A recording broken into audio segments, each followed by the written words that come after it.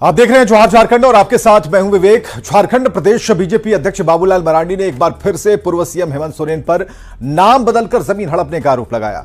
उन्होंने press conference में कहा कि ईडी के डर से रातों रात जमीन के कागजात बदल दिए गए, लेकिन सच सामने आ ही गया।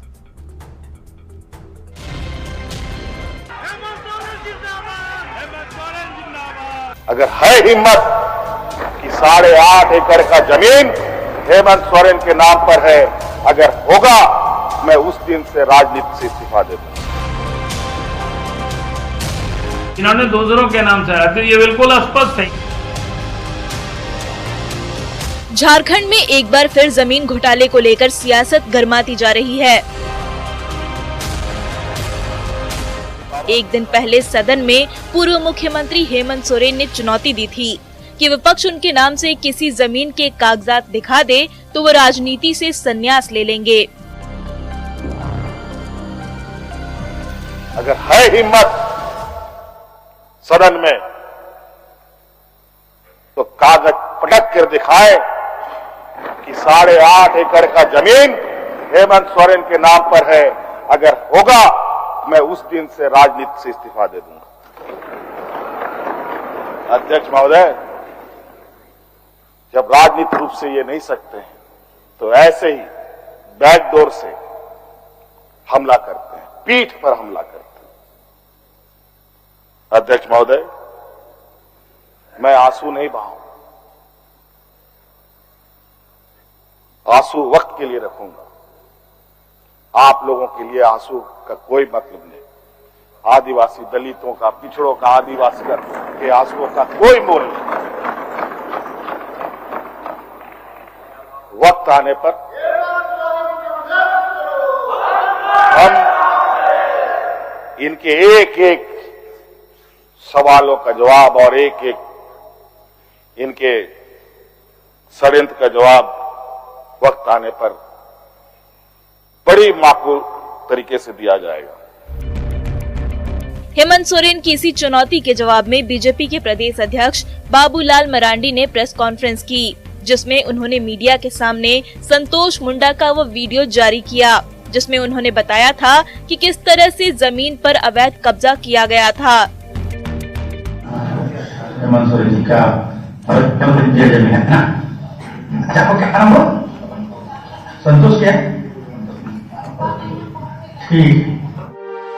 झारखंड प्रदेश बीजेपी के अध्यक्ष बाबूलाल मरांडी ने आरोप लगाया कि बड़गाई अंचल में पत्थरों से घेराबंदी करके 8 एकड़ जमीन पर कब्जा कर लिया गया। ईडी के कहने पर बड़गाई अंचल के अधिकारियों ने जांच की और केंद्रीय जांच एजेंसी को रिपोर्ट सौंपी, जिसमें जमीन को 17 लोगों के नाम पर दर्ज बताया गया।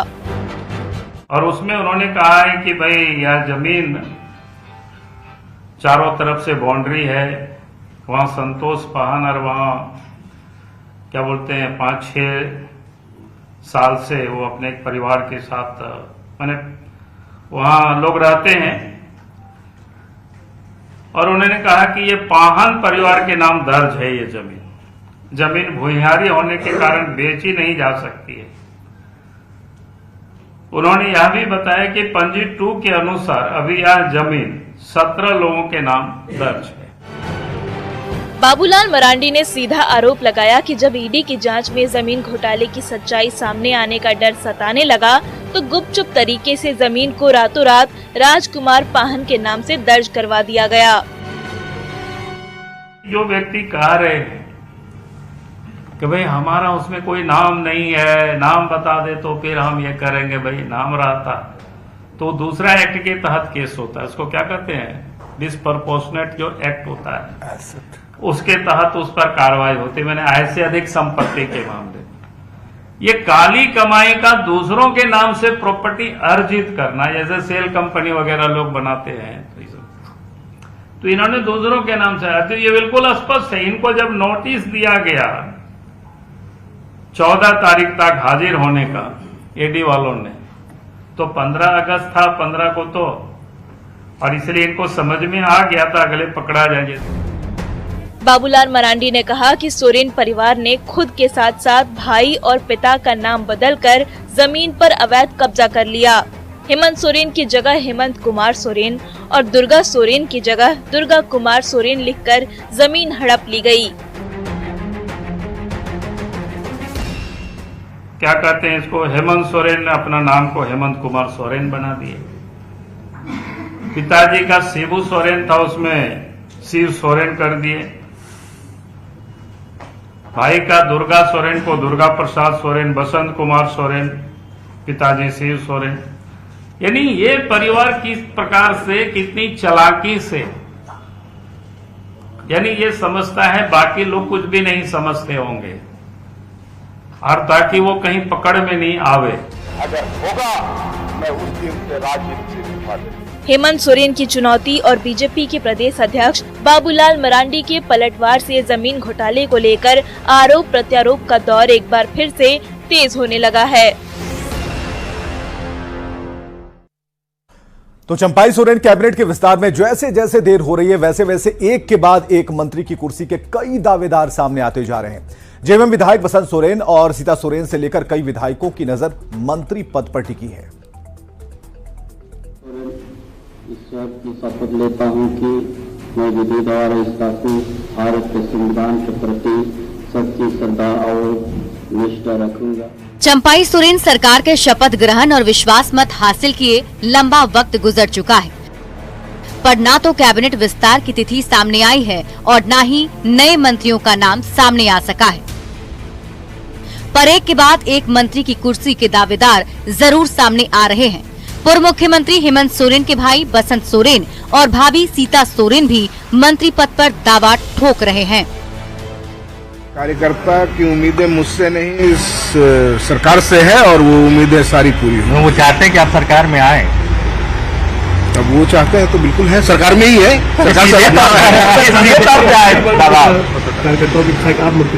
अब ये देखिए, ये तय करेंगे नेतागण। मंत्री बन रही है ना, आपके नाम की चर्चा चल रही है। अब वो पार्टी निर्णय करेगी, पार्टी तय करेगी। हमारे बाबा जो गुरुजी बाबा अध्यक्ष है, उनके ऊपर है। अगर वो आशीर्वाद देंगे तो हम उस पर निभाएंगे। पहले भी रह चुके हैं, इसलिए इस बार हम नहीं रहना चाहते हैं, क्योंकि जो पुराने हैं वही लोग पूरा चाहते हैं। नहीं, आप लोग चाहने से नहीं ना, जो अवधि बचा हुआ है इस अवधि में पुराना लोग ही रहे तो आजादी। क्या शायद नहीं, क्या शायद हमको कोई ख्याल नहीं है। मुस्कुराहट के पीछे कोई राज है।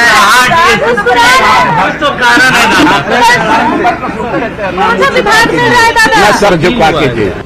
कई विधायक मंत्री बनने का सपना देख रहे हैं, तो नई सरकार में एकमात्र आरजेडी विधायक सत्यानंद भोक्ता के मंत्री बने कई दिन बीत चुके हैं, पर उन्हें अब तक विभाग नहीं मिला है। मंत्री जी आपको आपने तो शपथ ले लिया, लेकिन कैसे जो आपकी पुरानी सरकार में सहयोगी तो उनको टेंशन है कि वो मंत्री। इन्हीं का टेंशन नहीं है, सही समय पर सब सही निर्णय होगा। कब होने जा रहा है?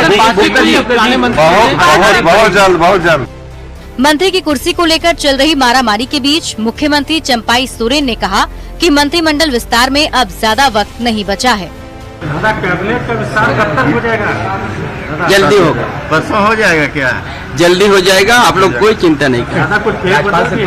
देखो, जिसका पास कोई मुद्दा नहीं रहता है तो उसी तरह का कोई एक बात बोल के उसको टाइम बिताना है। हमारा आलाकमान जो निर्णय कर देता है वो सर्वोपरि होता है, उनका भी है। इसलिए सरकार बहुत जल्द हम लोग निर्णय लेकर बनाने के काम करेंगे और शपथ भी दिलाएंगे सभी मंत्री को। सरकार में कोई दिक्कत है नहीं। मंत्रिमंडल विस्तार और मंत्रियों के चेहरों को लेकर भले ही सत्ता पक्ष ने अब तक पत्ते नहीं खोले हैं, पर जेएमएम और कांग्रेस के अंदर खाने मंत्री की कुर्सी को लेकर जबरदस्त हलचल मची हुई है। Bureau report, news 18। आगे बढ़ते खबरों में, जेएसएससी के सीजीएल एग्जाम में पेपर लीक की जांच के लिए एसआईटी बनाई गई है और डीएसपी संजीव बेसरा एसआईटी का नेतृत्व करने वाले हैं। इसमें 4 पुलिस निरीक्षक समेत कई अफसर शामिल होंगे इस टीम में, और झारखंड पुलिस ने एसआईटी को जल्द से जल्द जांच कर दोषियों की गिरफ्तारी करने को कहा है। इससे पहले ईडी ने राज्य सरकार को पत्र लिखकर पेपर लीक कांड की जांच की मांग की थी, लेकिन ईडी के पत्र के जवाब में राज्य सरकार की तरफ से कुछ भी नहीं कहा गया है। वहीं अब सबकी निगाहें एसआईटी की जांच पर टिकी हुई हैं।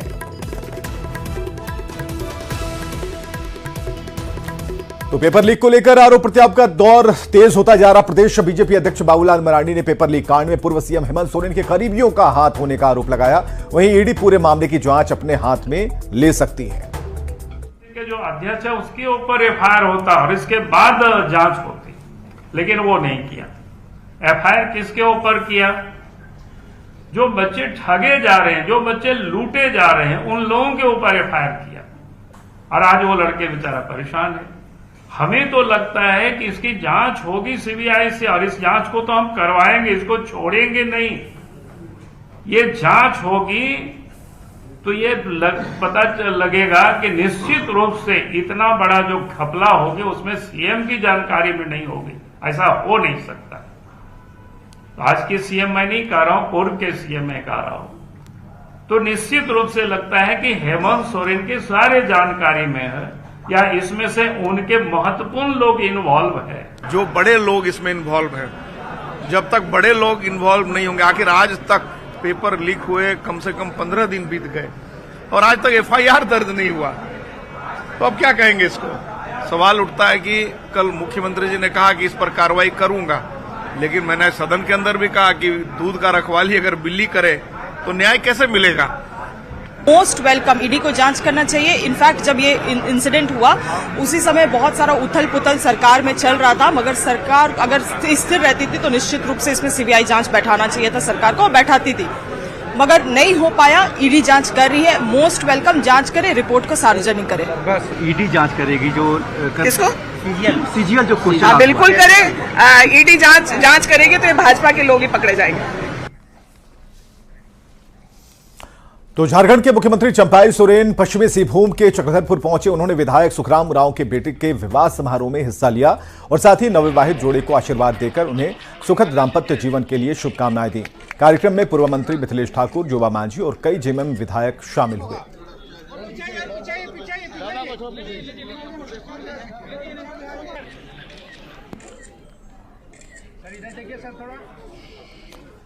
राज्य के ईडी दफ्तर में पूर्व मुख्यमंत्री हेमंत सोरेन और पूर्व अंचल निरीक्षक भानु प्रताप प्रसाद से आमने सामने बिठाकर पूछताछ हो रही है। पूर्व मुख्यमंत्री हेमंत सोरेन की ईडी रिमांड का आज चौथा दिन है, जबकि पूर्व अंचल निरीक्षक भानु प्रताप प्रसाद की ईडी रिमांड का आज पहला दिन है। हेमंत सोरेन 5 दिन की ईडी रिमांड पर हैं, तो भानु प्रताप प्रसाद 4 दिन की ईडी रिमांड पर। और इस दौरान दोनों से लैंड स्कैम को लेकर आमने सामने सवाल जवाब किए जा रहे हैं। ज्यादा जानकारी दे रहे हैं संजय सिन्हा। बड़गाई अंचल के राजस्व कर्मचारी भानु प्रताप प्रसाद को होटवार जेल से लेकर ईडी के अधिकारी ईडी दफ्तर पहुंच चुके हैं, जहां उनसे पूछताछ की जाएगी। आपको बता दें कि पूरा मामला जो है 8 एकड़ की उस भुइंहरी जमीन का है, जिसकी खरीद बिक्री को लेकर हेमंत सोरेन ऑलरेडी ईडी की गिरफ्त में हैं और यहां पर उनसे रिमांड पर पूछताछ हो रही है।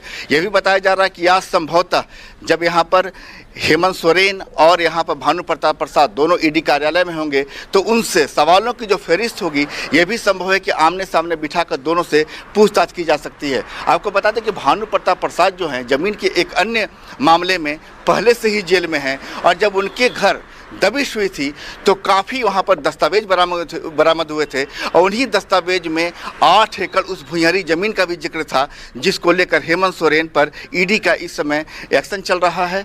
और बता दें कि हेमंत सोरेन 5 दिनों के रिमांड पर हैं। आज रिमांड का चौथा दिन है, और यह भी संभावना जताई जा रही है कि कल आखिरी दिन पूरा पूछताछ पूरा होने के बाद ईडी जो है पीएमएलए कोर्ट में एक बार फिर जो है रिमांड की अवधि जो है उस बढ़ाने को लेकर आग्रह कर सकती है। और यहाँ भानु प्रताप प्रसाद जो हैं 4 दिनों के रिमांड पर ईडी की गिरफ्त में है, लिहाजा आज जो है सवाल जो है पूछे जाएंगे, और जाहिर है कि उस सवाल जवाब में, उस पड़ताल में कई चीज़ें निकल कर सामने आएंगी। संजय कुमार सिन्हा, न्यूज़ 18, रांची। अब आपको बताते हैं जमीन घोटाले में पूर्व मुख्यमंत्री हेमंत सोरेन के खिलाफ ईडी ने अब तक क्या क्या एक्शन लिया है।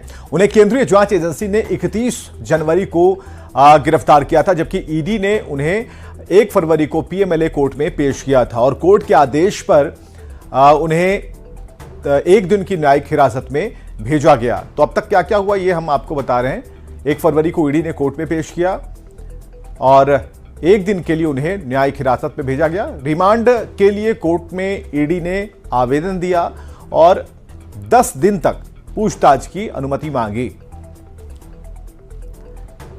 2 फरवरी को कोर्ट ने 5 दिन की रिमांड की अनुमति दी और ये रिमांड 2 फरवरी से 7 फरवरी तक मिली हुई है कि इस दौरान पूछताछ होगी और इस दौरान हेमंत सोरेन से जमीन घोटाले को लेकर पूछताछ चल रही है।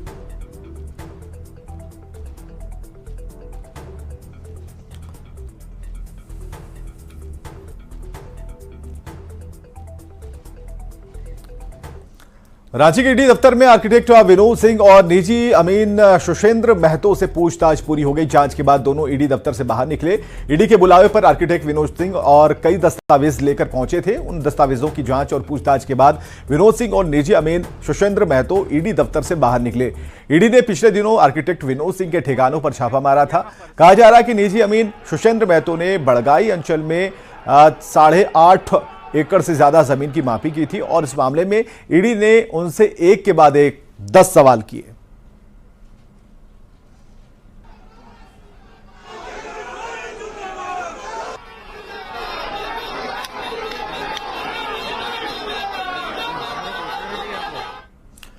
भारत जोड़ो न्याय यात्रा के दौरान कांग्रेस नेता राहुल गांधी ने सिमडेगा के झूलन सिंह चौक पर रोड शो किया और साथ ही जनता का अभिवादन करते हुए कहा कि वो नफरत के बाजार में मोहब्बत की दुकान खोलने आए हैं। उन्होंने केंद्र सरकार को आड़े हाथों लिया और कहा कि जब कांग्रेस की सरकार बनेगी तो पूरे देश में जातीय जनगणना कराई जाएगी। उसके खिलाफ खड़े होने के लिए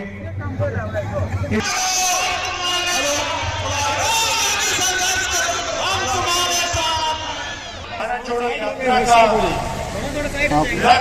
का देश को जोड़ने का है। जो नफरत और हिंसा बीजेपी के आरएसएस के लोग फैला रहे हैं उसके खिलाफ खड़े होने का है और इसमें हमने इस बार न्याय शब्द जोड़ा है क्योंकि हिंदुस्तान में गरीबों के खिलाफ, आदिवासियों के खिलाफ, किसानों के खिलाफ, मजदूरों के खिलाफ, महिलाओं के खिलाफ अन्याय किया जा रहा है और हम जनता के सामने इन 5 अलग अलग अन्याय के बारे में रखना चाहते हैं। बोकारो में डीपीएलआर की जमीन पर बने घर को प्रशासन ने बुलडोजर चलाकर ध्वस्त कर दिया। पीड़ित परिजनों ने डीसी ऑफिस के पास धरना देते हुए मदद की गुहार लगाई है। परिजनों ने बताया कि बेटी की शादी के लिए मंदिर गए थे, तभी बिना नोटिस घर पर बुलडोजर चलाकर ध्वस्त किया गया। स्थानीय लोगों ने बताया कि वहां कई घर बने थे, लेकिन विभाग ने उनके घर को ध्वस्त कर दिया। परिवार हम लोग गए थे बाहर, उसके बाद जब मेरा शादी के लिए हम वहाँ बैठे हुए और अचानक आ गया फोन कि आप लोग का घर टूट रहा। तो हम सोचे कि मजाक होगा, मजाक किया होगा।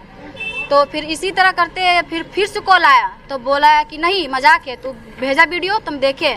तो जैसे तैसे करके हम शादी करके चले आए। उसके बाद जब यहाँ पे आए तो हम लोग को मतलब कोई प्रशासन बोलने ही नहीं दे रहा। बोलने के लिए जा रहे हैं तो उल्टा हम लोग को मार दे रहा है। और मेरा शादी 24 तारीख को है, जो हम लोग शादी का तैयारी कर रहे थे घर में, और अचानक प्रशासन वाला आया और घर से घिसार के ही निकाल दिया। उसमें से लेडीज पुलिस थी, जेंट्स पुलिस था। प्रशासन वाला हम लोग बोले अचानक आप लोग क्या कर रहे हैं, नहीं आप लोग निकलिए, गाड़ी में बैठिए। तो बोले क्या बात है, तो घर तोड़ रहा था। तो उसमें बोले कि आप लोग कुछ दिखाइए। दिखाने के बाद बोल रहा है नहीं दिखाएंगे। रांची के एचईसी मुख्यालय के सामने 20 महीने के बकाया वेतन भुगतान की मांग को लेकर मजदूरों ने एचईसी के पास धरना दिया। एचईसी बचाओ मजदूर जन संघर्ष समिति के बैनर तले मजदूरों ने धरना दिया। वहीं सरकार से रोड मैप देने की मांग के साथ बकाया वेतन देने की मांग की और साथ ही सरकार से कारखाने को चलाने और बैंक गारंटी की व्यवस्था की भी मांग की। कारखाना को चलाने के लिए सरकार कार्यशील पूंजी का व्यवस्था करे और कम से कम इसको बैंक गारंटी दे और सरकार स्पष्ट करे कि कारखाना को चलाना है या नहीं चलाना है। अगर चलाना है तो सरकार इसको स्थायी सीएमडी दे, कार्यशील पूंजी का व्यवस्था करे और बैंक गारंटी का व्यवस्था करे। मीटिंग में हम लोग बोले कि आप रोड मैप हम लोग को दीजिए कि एचईसी आगे कैसे आप लोग चलाइएगा। उनके पास रोड मैप है ही नहीं कि कैसे हम एचईसी चलाएंगे। तो हम लोग यानी हुआ कि आप 20 महीना से वेतन हम लोग का बकाया हो गया, आप कैसे कहाँ से पैसा लाइएगा, कैसे इसको कीजिएगा। उनके पास कोई जवाब नहीं है। उन्होंने कहा कि केंद्र सरकार भी हमको मदद नहीं कर रही है, राज्य सरकार भी मदद नहीं कर रही है। गिरिडीह के अति पिछड़ा गांव हरियाडीह में गर्भवती महिला बसंती हेम्ब्रम को खाट पर टांग कर लगभग 3 किलोमीटर दूर एम्बुलेंस तक ले जाया गया। गांव में सड़क नहीं होने की वजह से ग्रामीणों को काफी परेशानी होती है। रास्ता खराब होने से एम्बुलेंस गांव तक नहीं पहुंच पाती। इससे गर्भवती महिला के साथ साथ मरीजों को इलाज के लिए काफी परेशानी होती है, लेकिन इसके बावजूद सरकार गांव के विकास पर ध्यान नहीं दे रही। तो तस्वीरें गिरिडीह से हैं, जहां गांव तक एम्बुलेंस नहीं आने से मरीज बेहद परेशान है। किसी तरह जुगाड़ कर मरीज को पहुंचाया जाता है और बहुत ही परेशानी होती है। तो ग्रामीण बेहद परेशान है। सरकार को ध्यान देने की जरूरत है। एक तस्वीर सामने आई है और देखिए किस तरीके से नदी नाले पार करते हुए मरीज को एम्बुलेंस तक पहुंचाया जा रहा है। वजह है कि सड़क नहीं है। और खबरें लगातार जारी हैं, बने रहिए हमारे साथ।